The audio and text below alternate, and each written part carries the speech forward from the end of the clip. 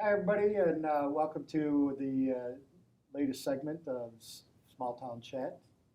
I'm Dennis Champagne, your city manager, and I would like to welcome with me today our Library and Parks and Recreation Director, Heather Hames. Heather is here to help us get the word out about summer programs with both the library and Parks and Recreation programs, and so that we can all learn a little bit more about what's offered and also talk a little bit about our recent collaborations with the Centerline Public Schools. Heather, thank you so much for joining us today. Absolutely. Really, really proud of the efforts on the part of our leadership team here at Centerline to work closely with the leadership team out of Centerline Public Schools. Why don't you tell me a little bit about some of the things that we've been doing lately with regards to our partnerships that we built with Centerline Schools? First, I'll mention that our insider that usually comes out this time of year is our newsletter for the city that contains all the programs, events, everything going on in the city from July through December. So this book has all of that information in there, as well as Centerline Public Schools innovator information. Now, usually those are two separate publications, and now we're doing it as one. So we can both save money, and then people don't have to worry about keeping track of two different booklets. Right, it's great. It's a great partnership, and it also is a way of us showing that the community is really coming together at this time. And as you well know, and I know that the public and the taxpayers know that there's been a lot of financial stress on government entities with regards to state revenue sharing and so forth. So this is a good way for not only the city, but for Centerline Public Schools to save some money and be able to use that savings for other programming. But the Insider Innovator is a wonderful publication that is sent out to all of the residents in the city, and it covers not only our programs here for the city of Centerline, but the many programs of Centerline Public Schools. The one other partnership that we have with them now is an agreement to combine our summer day programs, our summer camp programs. Right. Why don't you tell us a little bit more about that, Heather? Well, the camps used to be run from two different buildings, and a lot of times we had families even dropping off at one and dropping off the older kids at another one. So basically this year, the camp is going to be run from Bruce Elementary School. We're adopting the summer days fees, the school's fee structure, because that is something that was already in place and very affordable for families. That rate is good for Centerline residents and anyone in the Centerline School District. It's $28 a day. For the second child, it's $14 a day. The nice thing about this is the schools already put out like a breakfast and a lunch program free in the summertime. That'll be something that'll be happening at Roos. So kids at camp will have access to lunch and breakfast every day for when that program's running. But it also includes a t-shirt for the camper, field trips, that's the biggest one. The school's camp program in the past did not include field trips, they had to pay extra. And that's something that our program was really strong on, was field trips to airtime, parks, bowling, roller skating, all those things that kids want to get out and do in the summer, but maybe they don't have access to do that. Parents are working, or who knows. But at our camp, they'll be able to do all those things. Yeah, and I think what's great about this is that it does reach out to residents who may live in Warren, but are a part of the public school system here in Centerline. Yeah, exactly. It reaches out to those families that have that don't have the economic means to send their children to a daycare center. And this program actually reaches out to provide more outdoor programs and obviously trips. And so it's really something that it puts together all the great things from each program. Exactly. And at a very affordable cost for families throughout the Centerline Public School System and the city of Centerline. Right, and we have staff from both camps so that if we have somebody who's coming back from last year, they're going to know somebody already. It's not all new staff or anything. So right now, how many children can be handled by this expanded collaborative? I would say at least 75. And today we have over 40 already signed up. Okay. So it's definitely something people are interested in. Okay. So if you are interested in summer days and our collaborative with Centerline Public Schools, you can contact the Parks and Recreation Department at Right. What number? The phone number is 586-757-1610. And get your applications in now because the seats will fill quickly They will. with the consolidated program. Yep. It's again a very, very good partnership with Centerline Yeah, Public I'm Schools. really excited about it.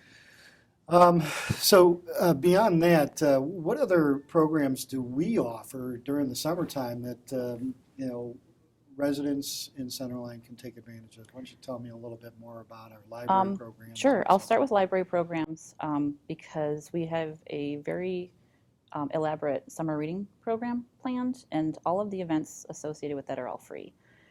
Starting June 20th, people can sign up at the library. It's free to sign up, and it's basically just an incentive program to keep kids reading so that they can kind of retain information that they learned during the school year. It gives them something to do and just kind of keeps them interested. The first program is going to be a movie showing of Zootopia. They'll also get a free cone of ice. That's like a snow cone, and they get to put their own flavors on. Okay. Kids really like that one. We're also going to have a variety of art classes. We're going to have a Scrabble club on Wednesdays. There's some really great story times planned.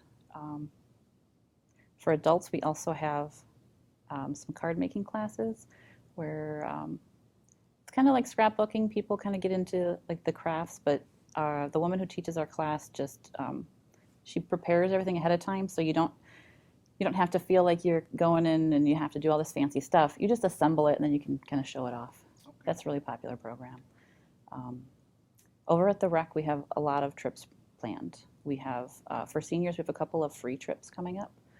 One of them is going to be the Detroit Institute of Arts on July 7th. People can sign up at the rec, and it's no charge, and it's first come, first serve. Is there an age requirement for the senior for these types of free programs? The for seniors? DIAs is pretty loose. Basically, anybody over 50 can go. The free program for seniors in September is going to be a trip to the zoo, and that you do have to be 62 or older to get to that. But so what kind of trips do we have planned as far as beyond seniors? Is there any other programs like that? Sure. Yep. On August 20th, we're having a trip to Michigan's Adventure, which is like a theme park and a water park in one. It's Right. sort of like Cedar Point, but that is $43, and you get a trip that includes the bus. You go to Michigan Adventure for the whole day. You get access to all the rides, all the water park, everything, and a refillable drink cup. So that's a really affordable, fun family trip. It sells out every year. I think we're more than half full already. So residents can get into these programs not only by calling, but they can come into the rec center during what hours? The rec is open 9 to 7 Monday, Tuesday, and Wednesday, and from 11 to 6 on Thursday and Friday.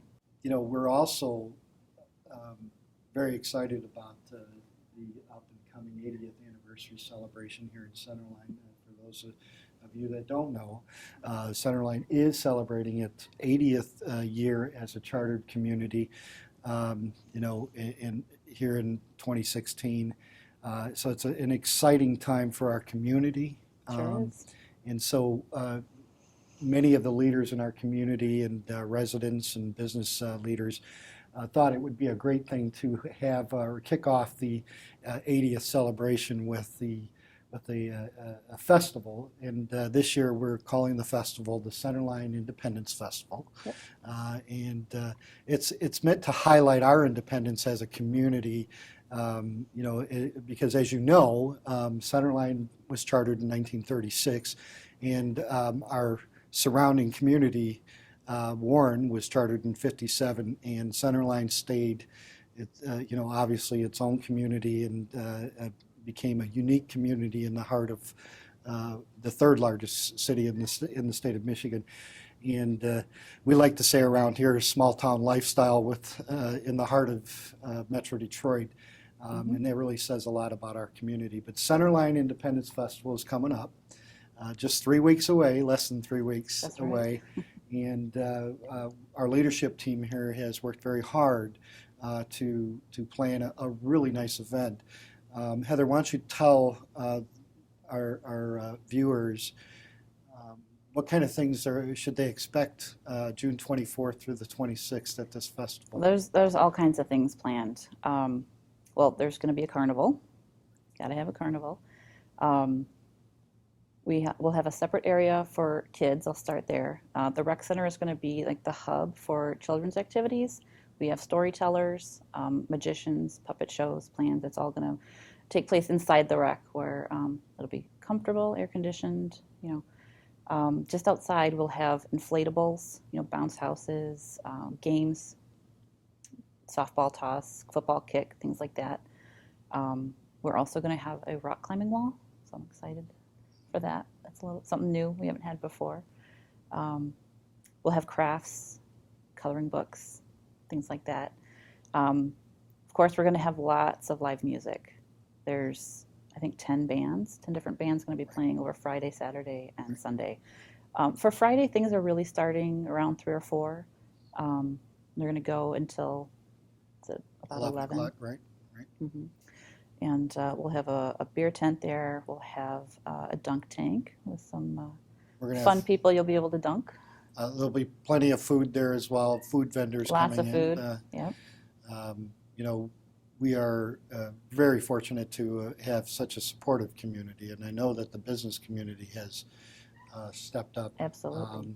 So, without, hoping that we don't forget anybody, what I'll say is we have FCA Mopar here in Centerline, who has their world headquarters in Centerline, has been gracious enough to allow us to use their parking facilities for the event. And in addition to that, I know that we've received significant donations from Rinke Chevrolet, Buick GMC, from Benson's Medical Supplies and Home Health Care, Lead Inc., and just so many others. I mean, frankly, the support from the community has been overwhelming. Yeah, it really has been. And so far we have, with the business vendors and the arts and crafts vendors and so forth, we have been raised over $30,000 for this event. That's right. So that's a good point that I wanted to make, is so that the taxpayers here in Centerline understood that this event is being paid entirely by donations. That's right. By the business community and residents. And we're very fortunate to have that kind of support for such a great event. Besides that, the things that you mentioned, we, if I recall, we have a petting zoo as well. We are going to have a petting zoo on the Saturday, the 25th. Right. Face painters will be around and available. I did not mention yet the big craft show that we have planned. We'll have lots of vendors of local businesses, as well as crafters, people selling their wares. Right. And there'll also be, vehicles on display, the right. old 1926 first fire engine of the city of Centerline, completely refurbished.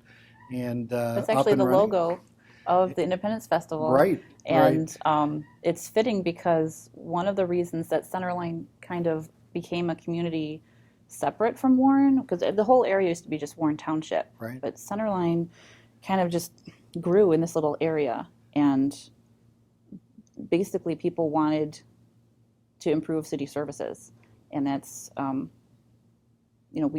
they bought that when we were a village. We weren't a city yet. Right.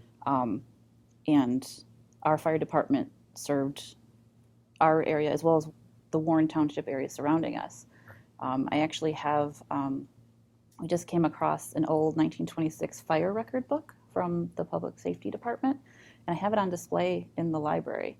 The old, beautiful handwriting from 1926. It lists all the fires that they went to, and there's Centerline and Warren in there. But basically, what I'm trying to say is that the services in Centerline is where Centerline grew from. So that's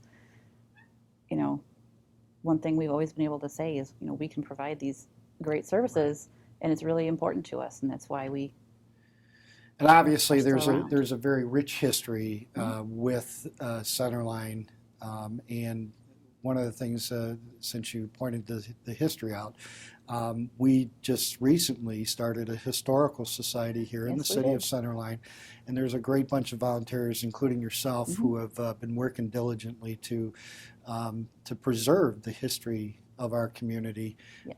And it is our hope that eventually we can incorporate that history into some type of museum that's put together in a collaborative effort with the public school system here in Centerline. So that's great news. So let's talk a little bit more. There's also this event that happens every year that everybody's so used to, and it's very well attended. The annual fireworks display. When is that happening? The fireworks are going to be happening on the Saturday date of the Independence Festival. So that's June 25th. The fireworks will be going around just 10 o'clock at night, but events are starting that morning at like 11 o'clock in the morning. So there's going to be music, activities, shows. Full day all of day. events. And we're real proud to have, as Heather mentioned, 10 bands coming in, and the genres range from 70s, 80s, country, oldies, the whole gamut of music that we're all here in this area enjoy a great deal, even including Motown music. Yep. So we have some really great bands coming in and some unique bands. I know one of them, Karen Elizabeth, is a country music star here in Michigan, and Karen is, does most of her music on a fiddle. She does, so like an electric fiddle. It's right. really something special. It's a pretty interesting, group that she has, and we're really looking forward to that. So let's talk a little bit more about the parking. I know that with regards to the fireworks display, a lot of times the residents around Memorial Park tend to be overwhelmed with the number of vehicles. Yes, I grew up what one block from there. So what did the something we planning experienced. committee plan with regards to helping alleviate some of those parking concerns and congestion in neighborhoods, specifically around Memorial Park? Well, thanks to Mopar, Fiat Chrysler, people will be able to park there. That's going to direct most of the, Traffic. Yeah, into one area. We're going to have a lot of signage, a lot more than we've had in the past, to direct people where we would like them to park, and hopefully that will alleviate all the extra parking and things on the side streets. And I think it should be pointed out that during the fireworks display, we're taking a different approach for the fireworks display. So along Lawrence Avenue, many of the residential streets that connect at Lawrence Avenue will be barricaded so that people cannot cut through the neighborhoods to get to the event. And I know that we also have some pretty good security in place with Absolutely. our public safety department and our friends from various other communities, our reserve police officers. And the Warren Cert team will be helping us out. Right. So we're going to have a good presence of police officers at the park throughout the 3-day weekend, as I recall. Fireworks display this year is being done by Zambelli. Zambelli's, and they've been with us for quite a few years now. It is a well attended, so you're going to have to get there early if you want to get into the park. Find is that your right? spot. Yep. Well, So we welcome you to come to the festival during the day, and maybe by the time the fireworks display has gone off, you'll already have your spot in place. Obviously, the city is as a whole is really inundated with people during the It is, fireworks yeah. display, because the Centerline fireworks display really truly We know that is we're the best. one of the best in Macomb County and Yep. in the area. So we're looking forward to having Zambelli in again and putting off a wonderful display. Yeah. So, the other thing I wanted to talk about is how can we do all this with, just staff from the city? We don't have a lot of staff. What is the planning committee put together with regards to manning this event? Well, part of what makes Centerline so special is all the people who live here. And we have a really great core of volunteers. And of course, we're still looking for volunteers. So if anybody's interested, call City Hall at 586-757-6800. But when you're a volunteer, you get a t-shirt, parking badge, carnival pass, and you get fed. Right. The carnival company, Maple Leaf Amusements, has agreed to provide a one-day pass to the carnival for anybody that volunteers. So the only provision is you have to volunteer for at least 2 hours. Mm-hmm. If you do, you'll get that wristband. And even if you don't ride the rides and you have a grandchild or a child that wants to enjoy the carnival rides, they can do so by using that band. That's right. And as Heather said, you'll get a T-shirt, an event T-shirt. Mm-hmm. You'll have food for you there for the volunteers in our volunteer area that Mm-hmm. we've set up. So it's a good opportunity for residents and business leaders and so forth to be involved in a different way with this event. And speaking of business community, we do have some business restaurants or bars that have kind of stepped up and offered to help us out with providing food for the volunteers. So I want to take this time to thank Sandbaggers, who's going to provide pizza for our volunteers on one day, and also Lucas Coney Island, Mm-hmm. who's going to provide food for one afternoon and one evening. So Really we're great. fortunate to have eateries such as those two to step up and help out. So how much is this going to cost somebody if they want to come to the festival? Well, I don't have the pricing on the carnival. Well, actually, the so carnival don't know rides, I that think one. we know that's a $20 one-day pass fee. But I mean, aside from buying what you're going to eat and drink, all the shows, activities, everything's free.